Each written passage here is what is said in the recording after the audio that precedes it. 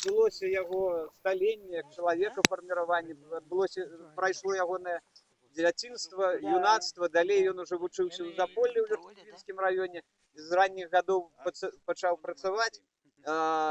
Працаваў ён непадалёку каля Віцебска, выкупіў там невялікі тэрыторыю зямлі, фальварак у яго быў в стайках. Ён атрымаў тытул калежскага асэсара. То есть уже на той час чалавек з адукацыяй, в прынцыпе, мог прыстасавацца і казаць, як сёння кажуць многія наши знаёмыя равеснікі: ну вы же понимаете, я ж нічога не могу сделать, у мяне ж крэдит, сям'я, у мяне машина, у мяне ж дзеці, ну куды я буду рот открывать, а плацяць добра. Яму плацілі добра, і ён мог рот не открывать. І ён набыў сабе фальварак, у яго была нармальная адукацыя, яго ніхто не прымушаў пісаць вершы на беларускай мове, пісаць кнігі. Калі хто хоць крыху пагружаны ў тэму, той разумее, што такое пісаць па-беларуску у 50-е гады 19 стагоддзя.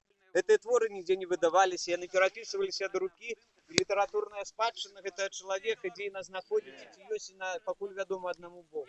Магчыма, недзе ў Іркуцку, дзе ён памёр у высылцы, засталіся нейкія працы. Поэтому вечная ім памяць, земля ім хай будзе пухам, і вялікі-вялікі ім дзякуй, што яны прыцягнулі першыя краевугольныя валуны у падмурах нашага агульнанацыянальнага будынка, который завецца Рэспубліка Беларусь. Жыве Беларусь! Жыве!